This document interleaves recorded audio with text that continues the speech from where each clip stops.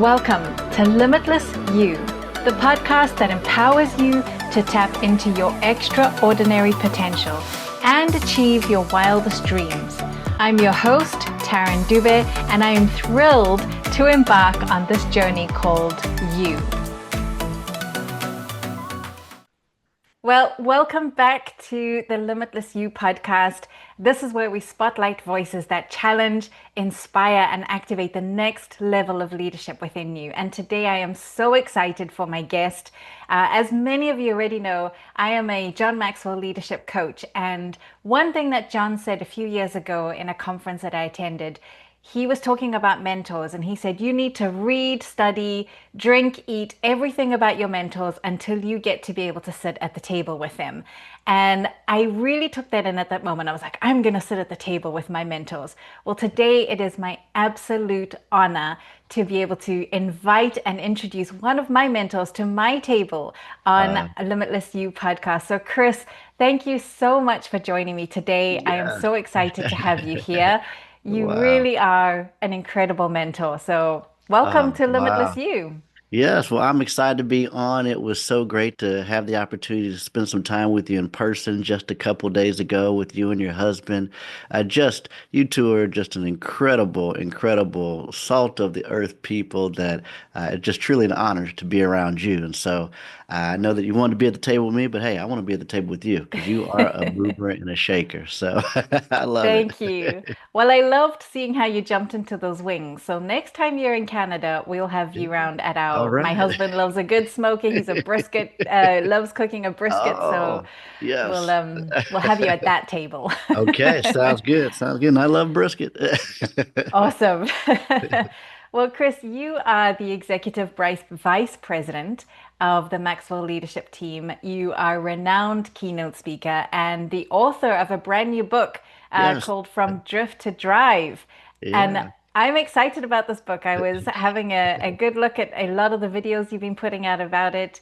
And there was so much that jumped out at me, especially the tagline, which is a high achiever's guide to breaking the chains of complacency. And I was like, whew, Yeah. complacency, that's something. And to be honest, if I think of Chris Robinson and complacency, those are not two words that I typically would put together. Together. So maybe tell us a little bit more about how you came about writing this book. What was your story? Yeah, complacency, I would believe that if you called, 100 people, that 99.9 of them would never associate complacency with me. And chances are it would be the exact same thing for you because oftentimes when we think about complacency, we think about it as laziness, apathy, but it Hmm. couldn't be further from the truth. What I found is that there's success-induced complacency. And so Hmm. what I really wanted to do when I was beginning to write this book or kind of contemplate some ideas around what problem I was trying to solve, because every time that you're writing something, you want to try to solve a problem for an individual. And the true problem that I was really trying to solve and attack for individuals and organization was underperformance in their life.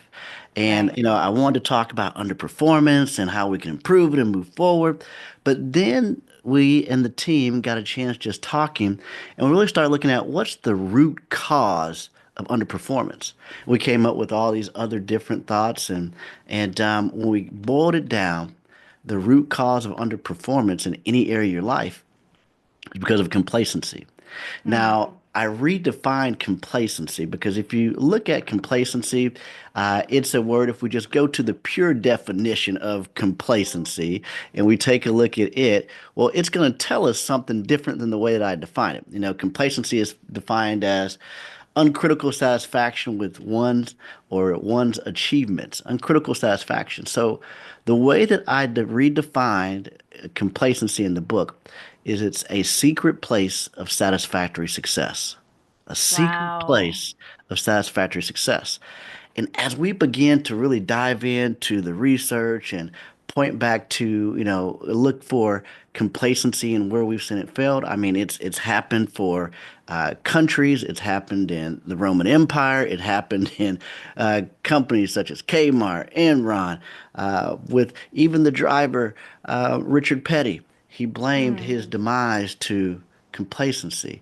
And so we have this secret place of satisfactory success that our good is good enough. Like we Mm-hmm. in the beginning begin to really work hard and then we get to a point to where our good is good enough. But here's the thing that I found is that the gap between our good and our potential is actually great. But most of us stop at good. And so, what I'm trying to do inside this book is to really awaken those places where you maybe have stopped growing, those places that have become lukewarm, those places that are average, and get you back on a path to really driving towards being the best that you could possibly be in that area of life. And so, I'm Wow. really excited about everything that's going to be shared inside this book with you.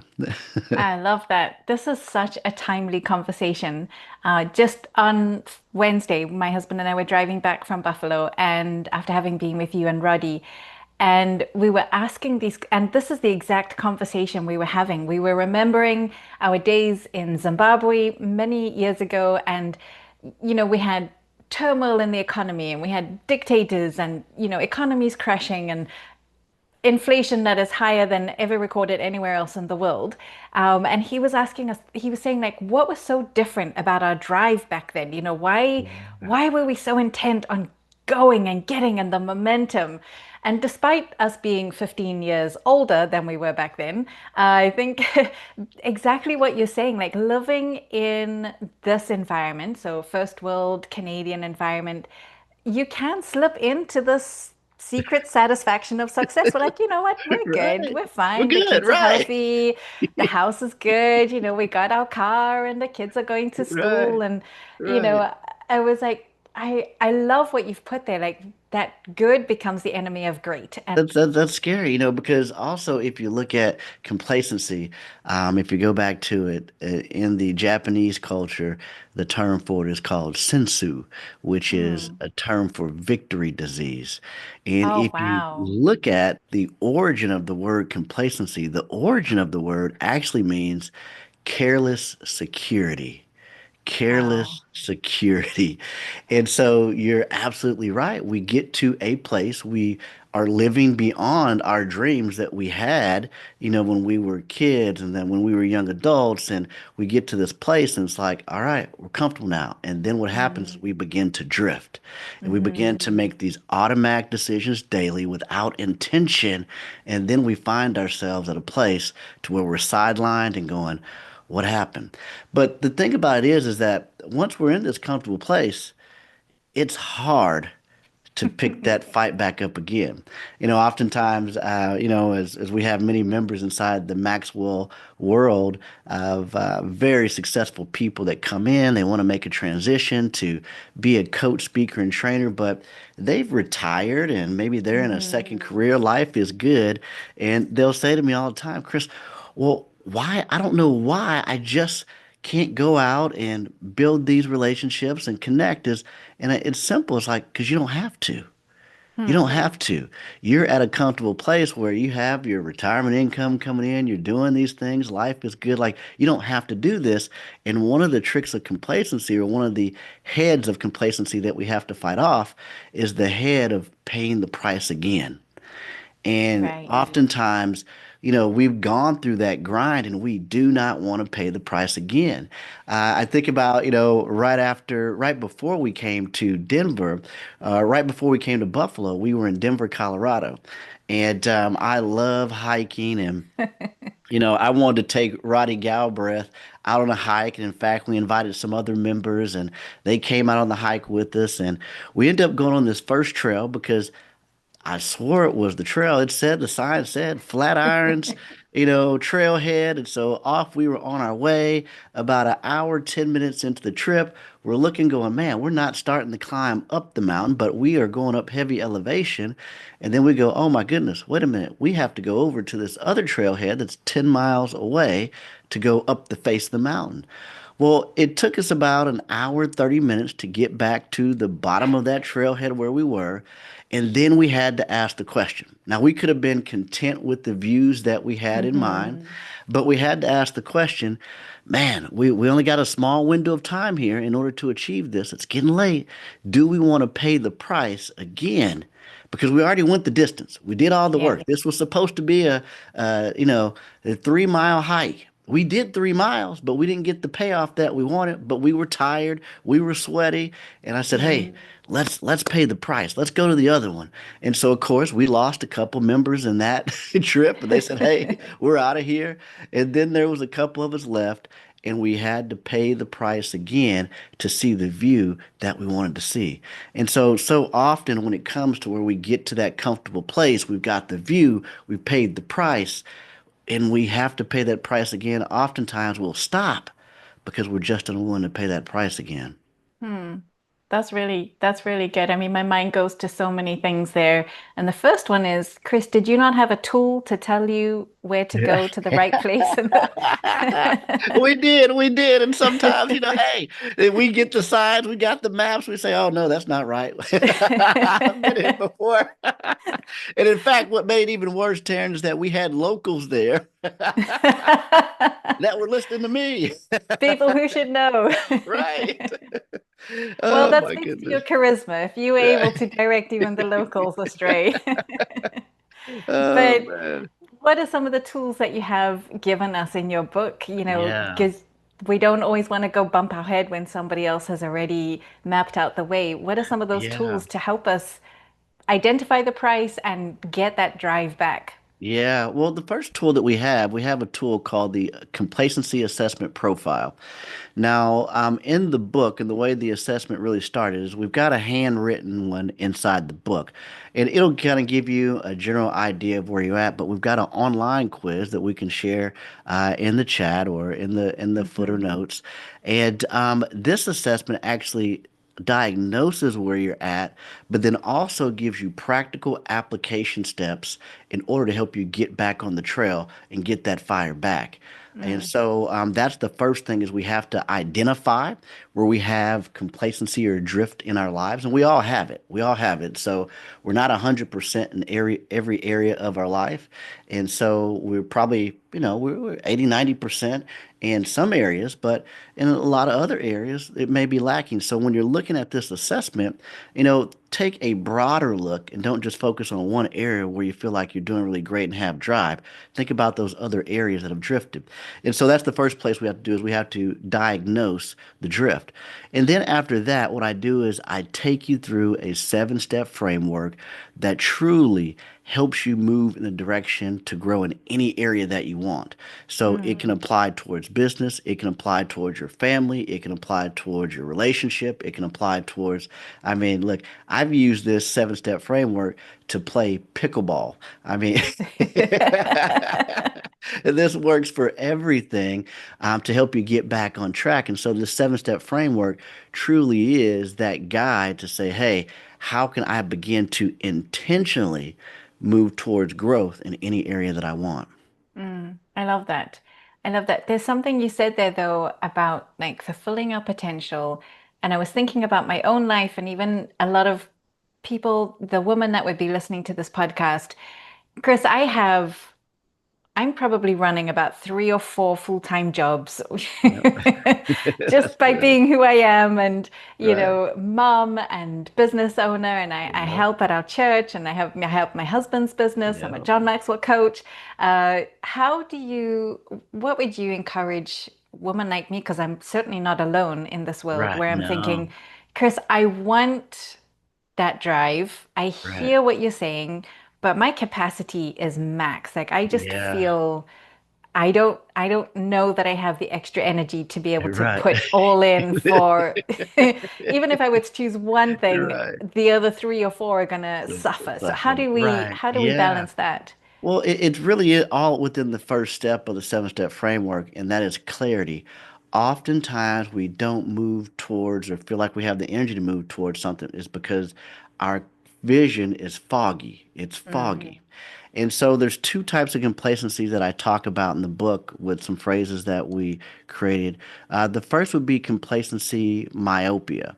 Now, complacency myopia is a person that is they're nearsighted.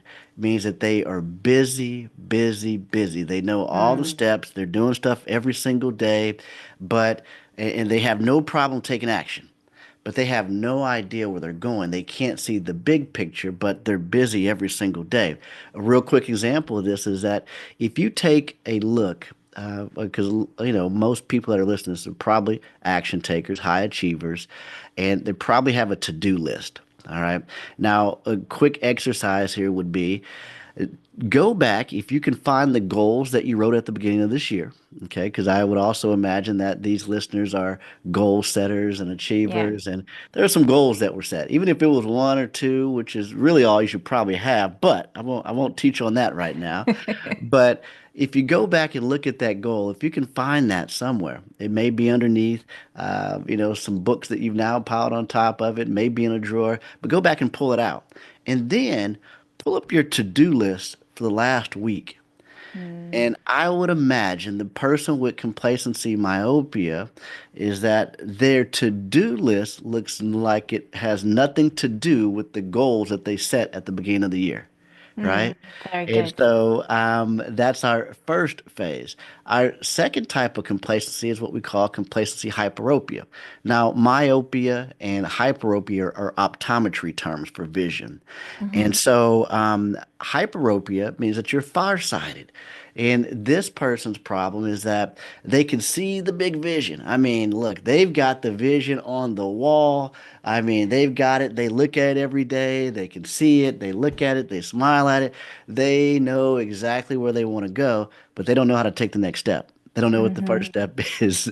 And so they get stuck and they kind of drift because they see the big vision, but I don't know what the next step is. And so, what our goal is to get that drive back in that area is to get 2020 vision. And I think that it really starts with the blank sheet of paper, Taryn, and just simply asking yourself one question: what do I want? Mm, You see, because every single time that you've been crystal clear about what it is that you wanted, you got it every single time. Every single time that you've been crystal clear that this is what I want, you've got it every single time. You see, the that's evidence right. of that right now, Taryn, is the necklace that you're wearing. At some point in time, you saw that necklace and said, "Oh my goodness, I know exactly what I'm going to wear that with. That would look great on me." You may not have had the money at the time. Your husband might have told you no 3 times, but you were clear that is for me, and you achieved it. So if it works with the necklace, it works with a small thing, it'll work with larger things. And so Mm, we have to ask ourselves, what do we want? And when you're clear about what it is that you want, and now you begin to just focus on this is what I want, the steps become a whole lot more clear to get there when that big vision is clear and you're focused in that specific area. So uh, get a blank sheet of paper out. Ask yourself, what do you want?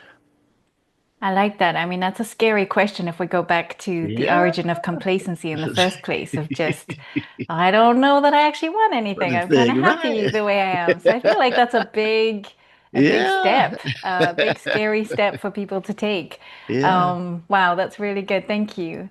Chris, you've said that success is a responsibility, not a destination. Right. So, how would you coach leaders, or especially the high-performing women that I speak to help them reframe their ambition so it doesn't just become a trap of performance or people pleasing, Yeah. but it becomes part of what they want?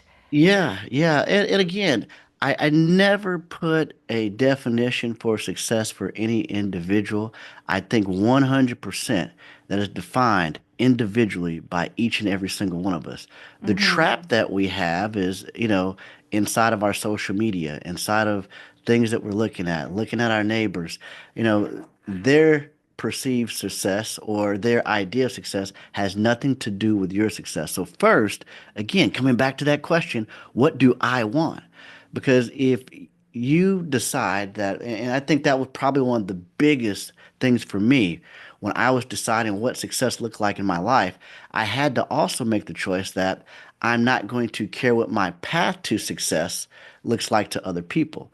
And for me, that was in the form of a foreclosure. That was in the form of repossessed cars that I turned Mm, back in. That was in the form of, having to go live at a home that my parents owned so that I could go and build business. But that was a conscious choice of I don't care what my path to success looks like to others. And so you have to find and pick and choose what success is for you. And that's good. All right. But what we're typically dealing with when it comes to complacency and high achievers is that you've already achieved something. You've already established a certain level. And so now the big transition is not going for success, but really getting out of complacency so that you can live a life of significance. You see, John Maxwell Mm, said this many years ago. It was my very first trip to the country of Guatemala.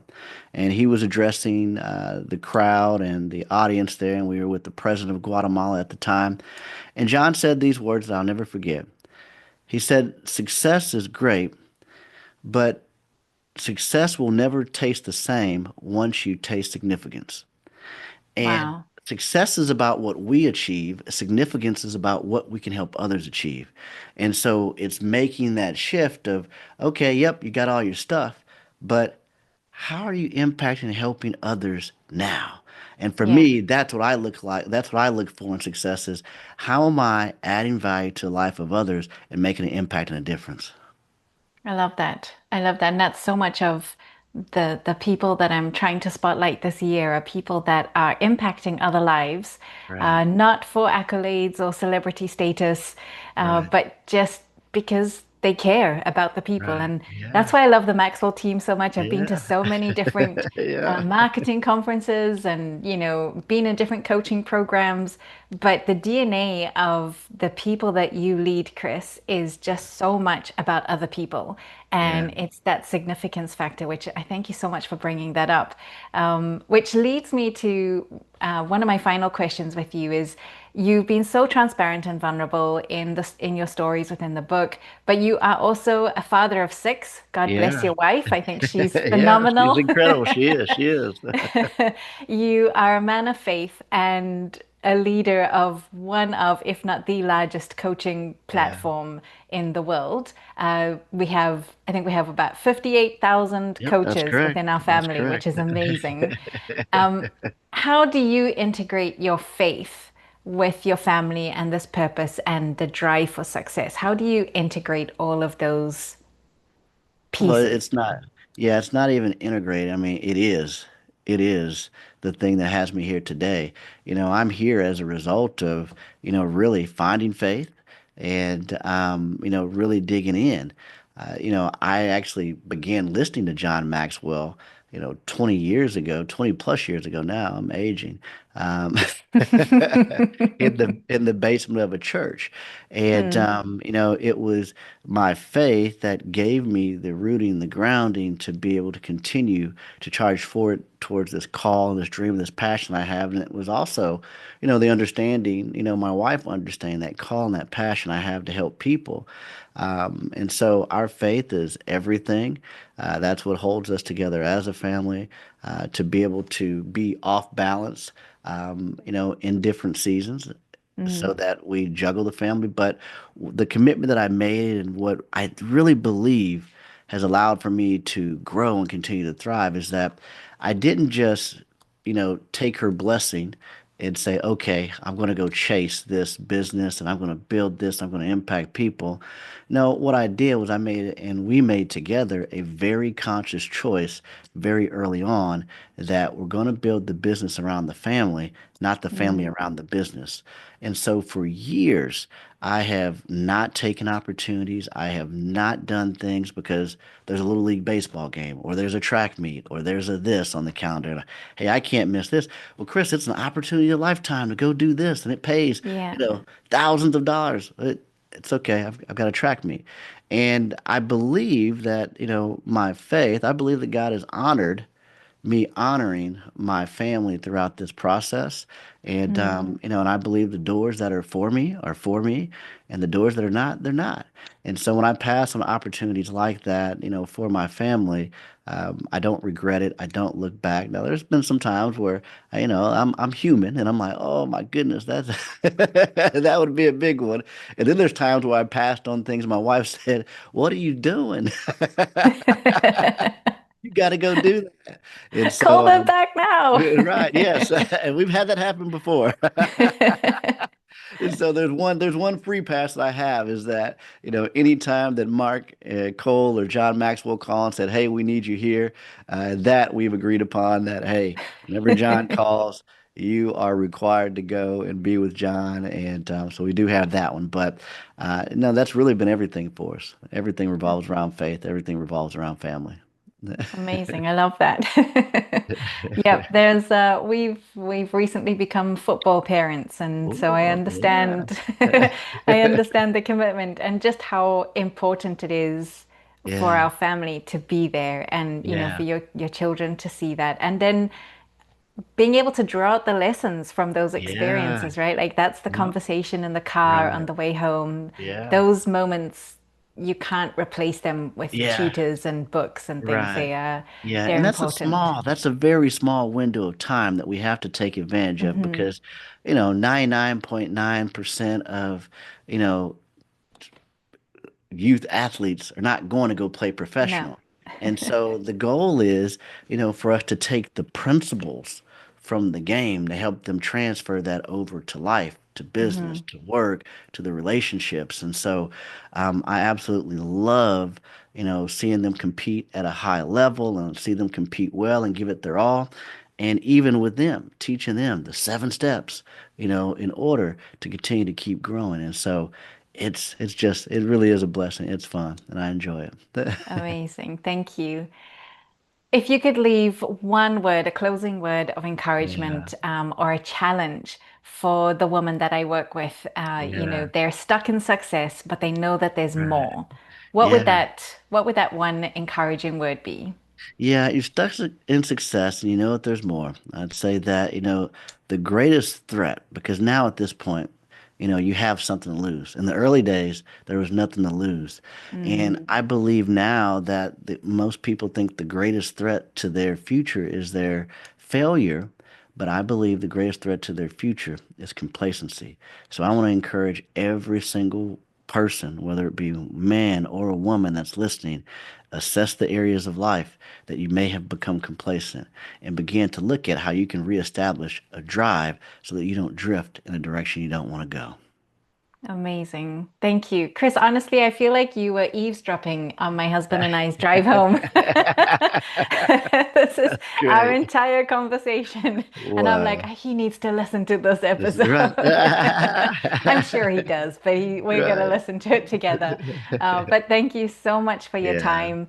For everybody that's listening, Chris's book is available right now for Yeah. pre-order, and Yeah. there's some special bonuses. If you pre-order Yes. now, you can join the Facebook group and be part of the launch Yeah. party, possibly even win a draw to get a book before it is Yes. That's released. right. So I'll have all of those links in the blurb below. So please do jump in. But Chris, you talked about making something happen, and I distinctly remember you spoke about it with my necklace, but I distinctly remember 5 years ago I joined the Maxwell Leadership team, and one of the first recorded calls that I listened to was you talking about staying close to the fire. And Yeah. I listened to that call, and in it, you were like, get involved, be on the calls. And I said to myself at that time, Chris Robinson is going to know who I am. Well, I know who you are, Ted. I know who you are. Thank you so much for everything you pour out into us. I have quoted you many times of do a Wow. little, learn a little, do a little, get That's out the right. house. There's many of your t-shirts that I think we should brand. But thank you for imparting and empowering the woman that I get to impart to on a weekly basis. So I'm very grateful. Thank you. All right. Well, next week I have another great podcast lined up with some incredible women. Please